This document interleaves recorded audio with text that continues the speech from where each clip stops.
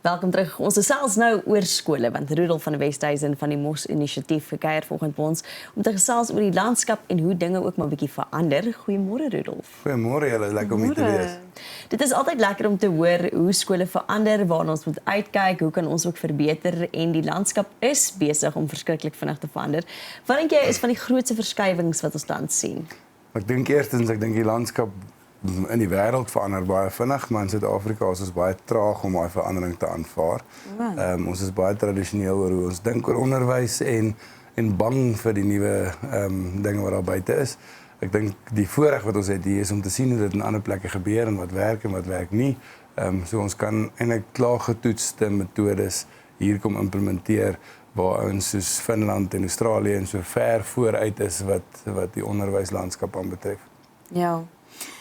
Hoorie Rudolf, ouers verwag deesdae baie meer van skole as net akademie. Wel ek sê nog altyd, maar dalk seker nou meer as in die verlede.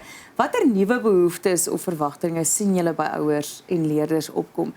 Is byvoorbeeld iets soos kunsmatige intelligensie ook deel van daardie behoefte?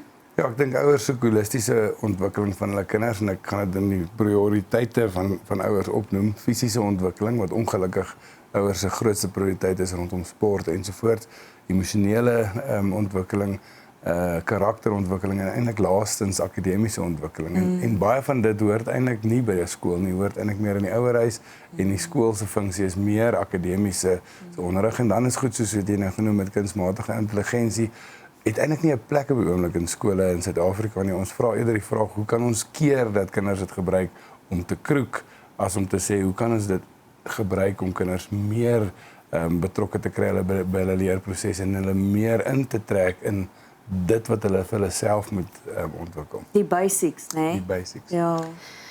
Julle praat nou so van tegnologie, kleiner klasse is altyd iets wat ouers graag wil hê en ek dink onderwysers ook want dit is net maklik beheerbaar. As ons kyk na tendense, watter tendense dink jy is belangrik vir die ontwikkeling van kinders ook? Ek dink ons almal mis bietjie die punt, ons fokus op kleiner klasse en allerlei snaakse goedjies wat ons sigbaar kan sien. Ek dink dit wat in die laaste 30 jaar in breinnavorsing gebeur het, is die grootste tendens wat in skole moet vasgevang word.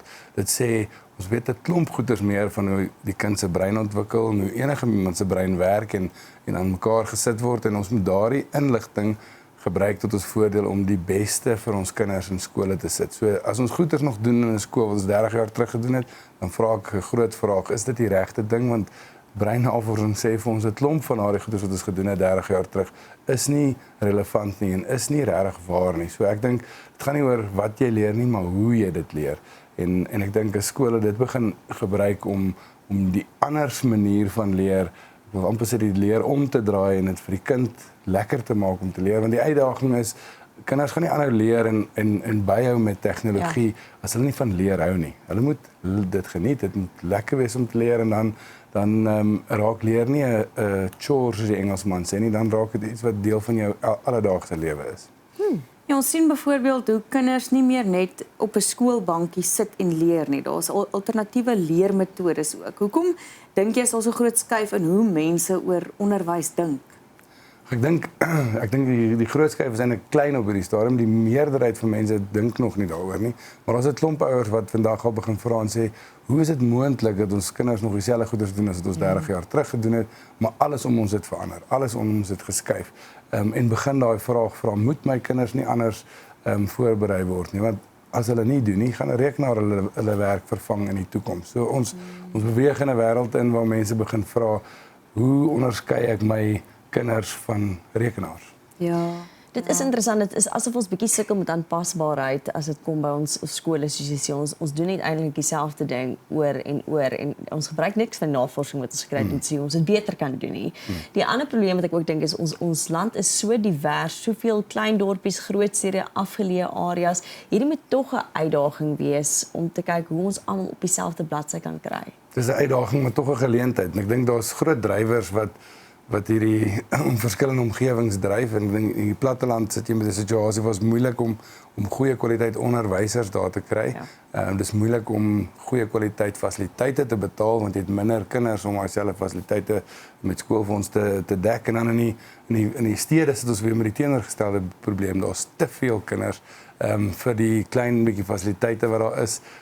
So jy het oormaat kinders, te min onderwysers, jou klasse is groot en die kompetisie is massief. So jy sit met megaskole, veral as jy hier in Pretoria kyk, die skole is almal by die 2000 leerders plus, wat dit ook moeilik maak om juist dan individuele aandag vir kinders te kan bied. Rudolf, elke keer as ons met Mos gesels, is daar iets nuuts aan die gang, dinamies, soos wat julle ook groei saam met die tyd en behoeftes. Net gou vir die kykers, waarvoor staan Mos nou weer? Mos is 'n akroniem wat sê Moedertaal Onafhanklike Skole. En ons poog daarin om nie net in Afrikaans dit beskikbaar te stel nie, maar ons droom ook van 'n tyd waar ons in Suid-Afrika in al 11 tale moedertaal beskikbaar het vir al ons kinders van ons land. Want moedertaalonderrig is so ontsettend belangrik. Dit is krities, veral in die beginjare van omtrent die ouderdom van 1 tot omtrent 12 is dit krities om in jou moedertaal onderrig te word. Die navorsing sê in 'n derde wêreld konteks, selfs so oud soos 18 is dit krities om in jou moedertaal onderrig te word. En ons lewe in 'n derde wêreld konteks, so ons moet regtig daaraan aandag gee binne in die konteks van ons land om kinders daai voorreg te bied om in hulle eie moedertaal te kan leer. Die goeie nuus is, julle maak in Januarie 'n splinter nuwe akademie oop in Wonderboom. Vertel vir ons 'n bietjie daaroor en wat maak hierdie model so uniek? Ja, Enzo Akademie in Wonderboom. Dit is die tweede een van ons leerskole. Ons noem dit 'n leerskool want die fokus is op leer, nie op onderrig nie. Ek het nou gepraat van ons moet ander benaderings volg. Steeds dieselfde inhoud, maar net ander manier van leer.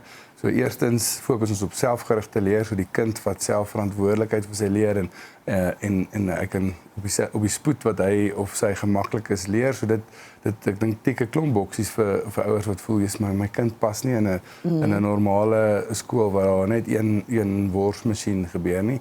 Die tweede ding wat ons daarop fokus, ons het 'n leerbestuurder in die vertrek wat 'n kind help holisties groei. So dis nie vakspesifiek nie, dis holistiese groei. Dis fokus op karakter, dis fokus op vaardighede wat jy nie in 'n boek leer nie, iets soos tydsbestuur, iets soos prioritisering, daai goeters waarmee ons elke dag in die werksplek vandag sukkel, is dit vaardighede wat ons vir die kind leer. En nommer 3, gee ons vir kinders 1-tot-1 terugvoer op hulle akademiese vordering.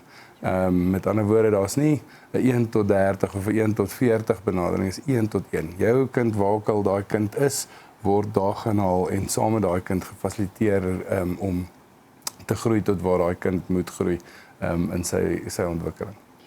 Hoorie, by die Enzo Akademie is daar leerbestuurders op die perseel wat die leerders ondersteun en hulle vordering monitor. Hoe werk daai stelsel in praktyk? Ja, so in praktyk is dit maar net nog 'n leerkrag, soos hulle dit noem, binne in die krag, maar daardie persoon het dan 'n verhouding met jou kind waar hulle fokus op wat jou kind se beginpunt is en help om daai kind te groei tot waar hy of sy se potensiaal is. Dis nie gefokus op die akademiese kant soos ek nou gesê het. Dit is gefokus op afrigting. So die Amerikaanse skoolstelsel het wat hulle noem 'n guidance counselor. So hierdie rol is baie soortgelyk, is om die kind amper af te rig rondom karakterontwikkeling, rondom selfbestuur en fokus nie op die akademiese kant nie, maar juist daai emosionele en karakterontwikkeling wat ouers eintlik soek. Ja. En wat so belangrik is. Ja. Nou daarmee saam het julle ook onlangs 'n hoof aangestel vir die Enzo Akademie. En dit is nogals baie belangrik om so 'n persoon ook te hê, maar so 'n persoon met die regte kernkwaliteite wat ook 'n Mos visie uitdra. Vertel ons 'n bietjie daaroor. Maar ek dink eerstens een van ons waardes is lewenslange leer. Daai persoon is iemand wat baie gretig is om te leer. Hierdie is ook vir haar 'n nuwe ervaring en 'n nuwe tipe van skool en sy gryp dit met twee hande aan en sy's lus vir leer en lief vir leer. En ek dink dis die eerste vaardigheid wat ons wil hê kinders moet oorvat. En ek dink dan tweedens wat vir my baie belangrik is entrepreneuriese denke. So dit is vir ons belangrik dat ons nie net 'n skoolhoof wat akademies sterk is kry nie, maar iemand wat entrepreneuries ook is, want jy kan nie iets leer wat jy nie is nie. So ek plaas 'n groot fokus daarop om kinders entrepreneuries te laat dink, want dit is die toekoms van ons kinders in ons land om entrepreneuries te dink oor hulle lewe. En die lekkerste deel om mee af te sluit is ouers kan binne 60 sekondes inskryf heeltemal aanlyn sonder enige papierwerk. Hoe werk dit? Dis korrek. Op enige van ons webwerwe, ons hoofwebwerf is dimos.co.za, dan het ons ook enzoacademie.co.za. Jy klik net daaraan en binne 60 sekondes skryf jy in en dan gaan jy. Dis maklik. Dis mos maklik. Want dit is niemand wil sukkel nie, so dit is reg goeie nuus. Baie dankie Rudolf vir die saamkuier vanoggend en dat jy ons meer kon vertel het van al die inisiatiewe waarmee jy besig is. Dankie, was lekker om hier te wees. Nou kyk vir meer inligting oor die MOS inisiatief en hulle skole besoek dimos.co.za. Dit was natuurlik Rudolf van die Westhuizen.